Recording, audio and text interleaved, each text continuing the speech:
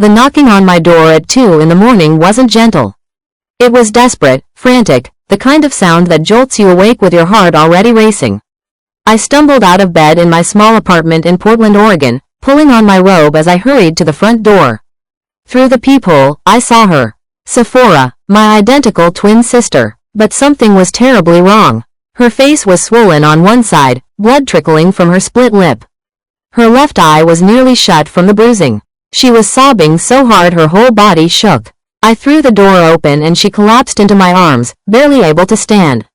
"Thessaly," she gasped through her tears. "Please, I can't go back. I can't." I pulled her inside, my hands shaking as I locked the door behind us. We hadn't spoken in 6 months, not since our last argument about her husband Dalton. Sephora and I were identical twins, born 3 minutes apart 62 years ago. We'd been inseparable growing up in Eugene, sharing everything from clothes to secrets. But our lives had diverged sharply in our 20s. I'd become a social worker, dedicating my career to helping abuse victims. I'd never married, choosing independence over partnership. Sephora had married Dalton 38 years ago, right after college. He'd been charming back then, successful in commercial real estate, attentive and generous. They'd had one daughter, Reverie, who was now 35 and lived in Seattle. For decades, Sephora's life had seemed perfect from the outside. Big house in Lake Oswego, expensive cars, country club membership. But over the past 10 years, I'd noticed changes. Sephora became quieter, more withdrawn. She'd cancel our lunch dates last minute. She wore long sleeves even in summer. The few times I'd asked directly if everything was okay, she'd insisted it was fine. 6 months ago, I'd confronted her after noticing bruises on her wrist. She'd gotten defensive, angry even. "You don't understand our marriage, Thessaly. Dalton provides everything for me. You're just jealous because you're alone." Those words had cut deep. We'd stopped speaking after that fight.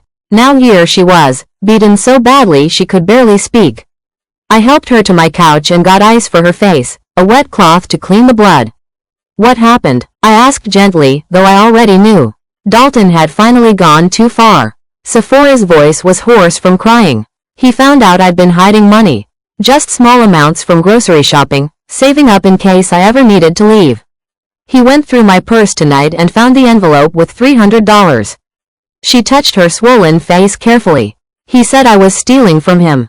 That everything I have belongs to him because he pays for it all."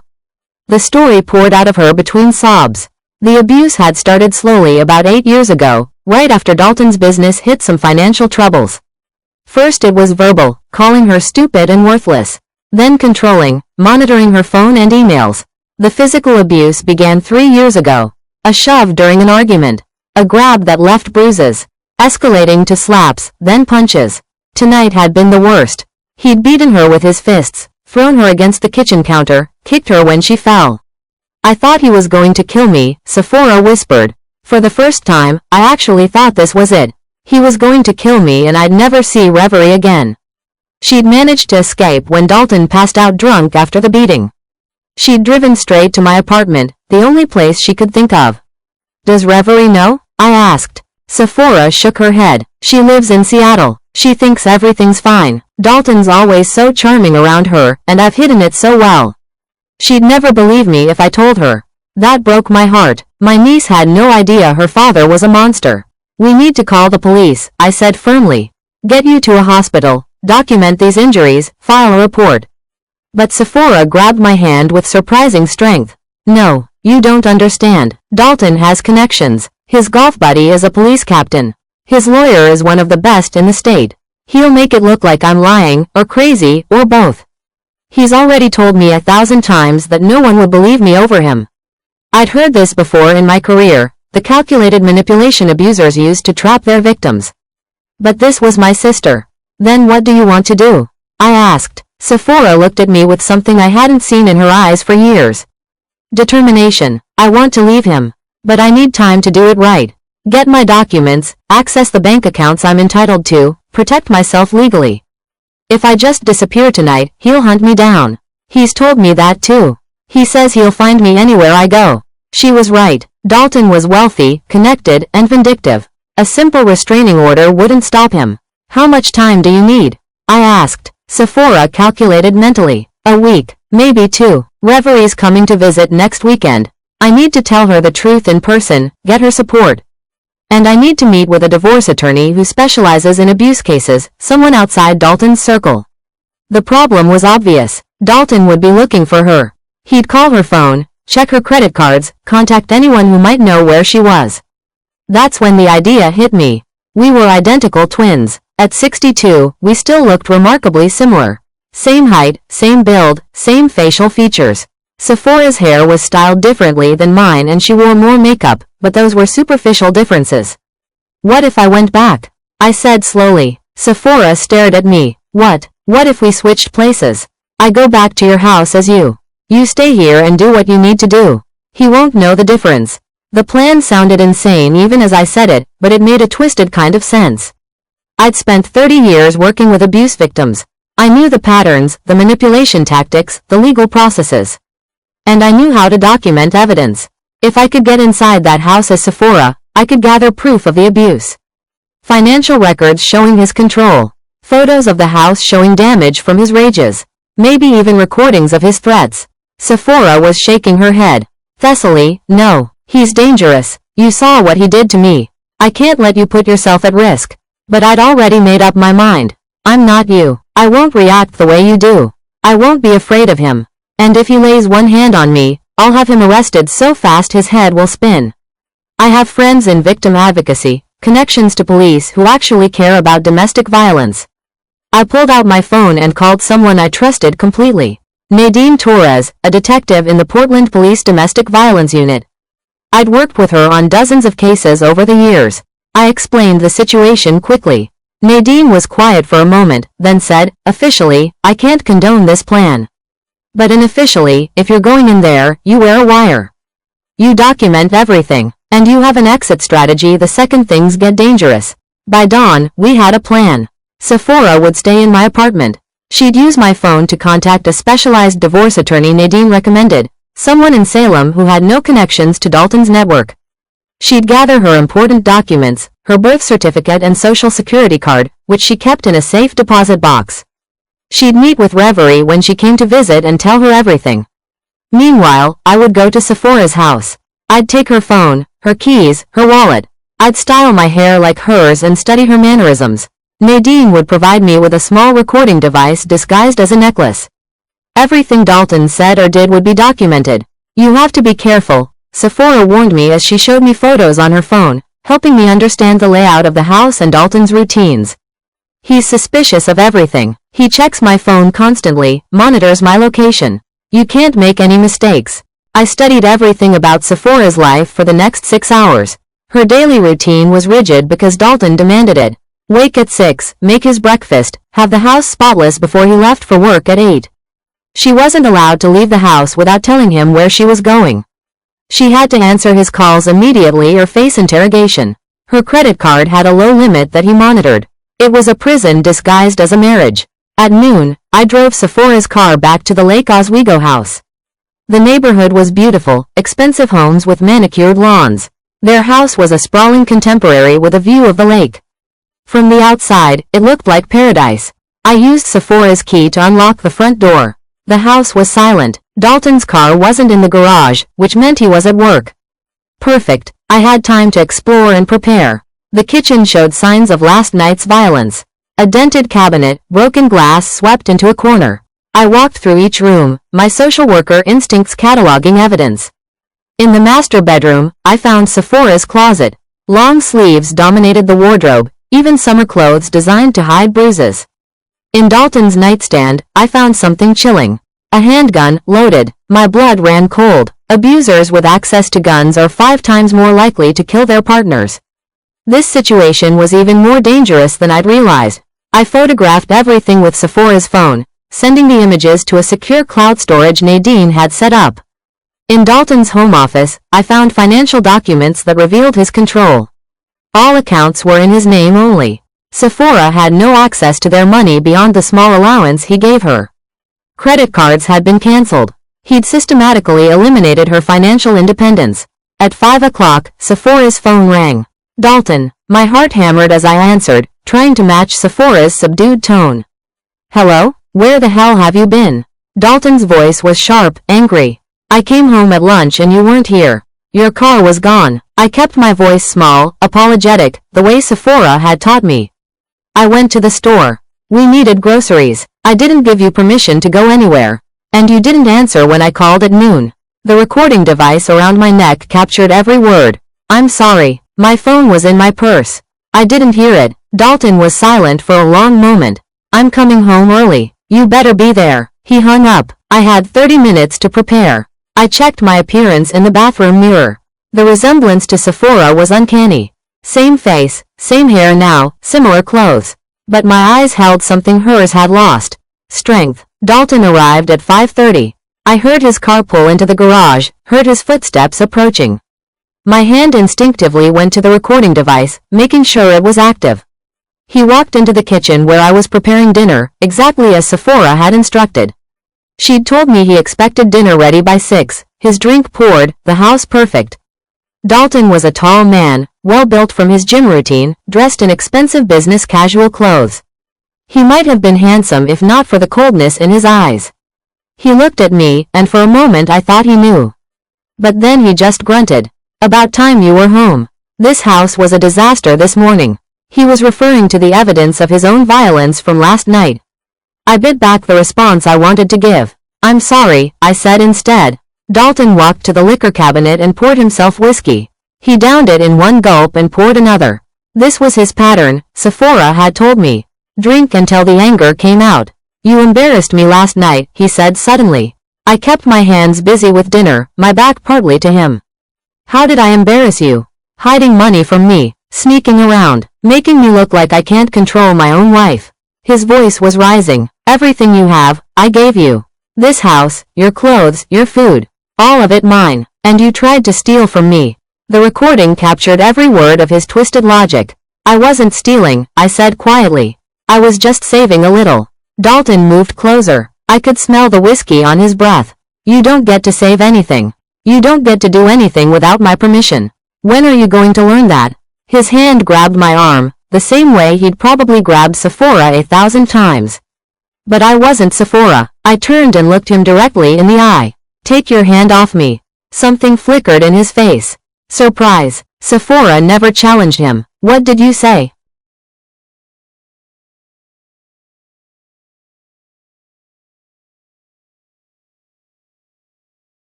I pulled my arm free. I said, take your hand off me. Don't touch me like that. Dalton's face darkened with rage. For a moment, I thought he'd hit me. But something in my stance, my eye contact, my tone made him hesitate. Abusers are cowards at their core. They prey on fear. I wasn't showing him fear. You've got some nerve tonight, he said slowly. After what you pulled last night, you're talking back to me. I turned off the stove and faced him fully. What I pulled? You beat me unconscious, Dalton. You put your hands on me and hurt me. That's not a husband. That's a criminal. He laughed, but it was nervous. You're not going to do anything about it. You never do. You'll wake up tomorrow and pretend last night didn't happen, just like always. The sad thing was, he was right about Sephora. She'd been trapped in this cycle for years. But I wasn't Sephora. Things are going to change, I said firmly. Starting now, you're going to sleep in the guest room tonight. You're going to stop drinking. And you're going to get help for your anger, or I'm leaving. Dalton stared at me like I'd grown a second head. You're not leaving. You have nowhere to go. No money, no job, no friends because you pushed them all away years ago. You're stuck here with me. Everything he said was designed to reinforce Sephora's helplessness. But each word was recorded, evidence of his psychological abuse. We'll see, I said calmly. That night was tense. Dalton did sleep in the guest room, but I heard him pacing until late. I locked the master bedroom door and kept a chair wedged under the handle. If he tried anything, I had Nadine's number on speed dial. The next morning, I played the recording for Nadine over the phone while Dalton was at work. That's textbook coercive control, she said. For the next week, I stayed in that house gathering evidence. I photographed every bruise on my body that Dalton had given Sephora.